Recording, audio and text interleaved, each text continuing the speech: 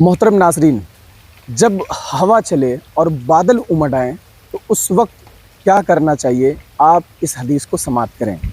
نیز اگر آپ کے ہاں بارش ہو، تیز ہوائیں چلیں، بادل اٹھ جائیں تو اس وقت آپ کی بحیثیت مومن کیا ذمہ داری ہے، آج کی اس گفتگو کو سماعت کریں، انشاءاللہ آپ کا دینی فائدہ ہوگا۔ محترم ناظرین، اس سلسلے میں ایک حدیث میں آپ کے سامنے پیش کرنا چاہتا ہوں۔ جب ہوا اور بادل والا دن ہوتا تو رسول اللہ صلی اللہ علیہ وسلم کے چہرے میں پہچانا جاتا، اور آپ بے چینی کے عالم میں کبھی اندر آتے اور کبھی باہر جاتے۔ جب بارش برسنے لگتی تو آپ صلی اللہ علیہ وسلم خوش ہو جاتے۔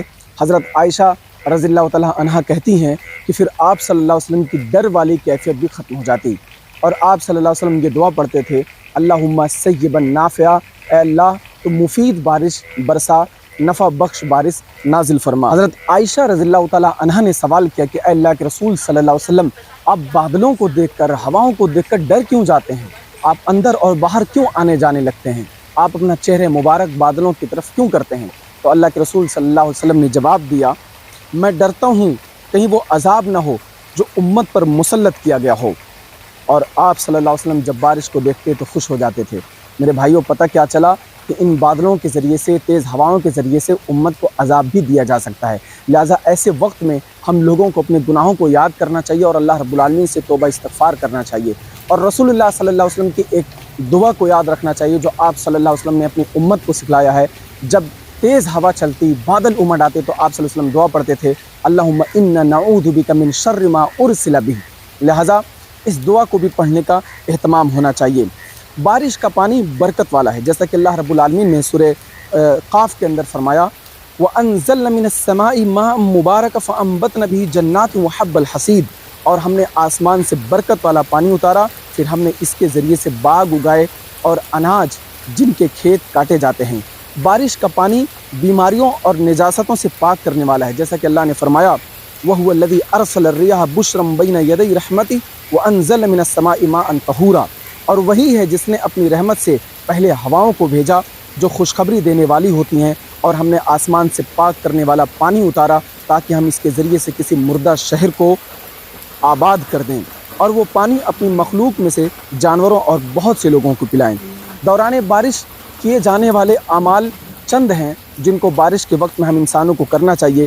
حضرت عائشہ رضی اللہ تعالیٰ عنہا کہتے ہیں کہ رسول اللہ صلی اللہ علیہ وسلم جب بارش ہوتی دیکھتے تو یہ دعا کرتے، اللہم سیبا نافعا، اے اللہ نفع بخش بارش برسا۔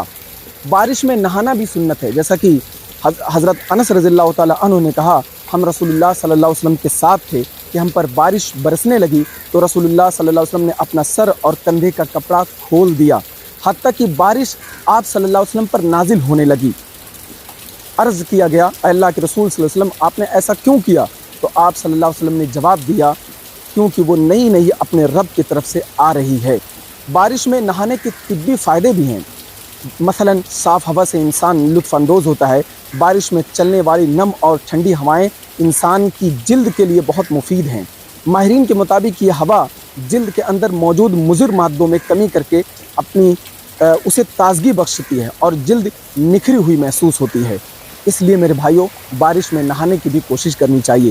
بارش کی خوشبو دماغ کو پرسکون کرنے کا سبب ہے، موٹاپے میں کمی ہوتی ہے۔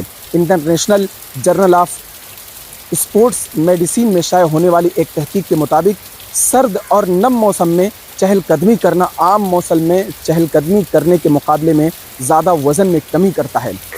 بارش میں بھیگنے سے ڈپریشن سے بھی نجات ملتی ہے۔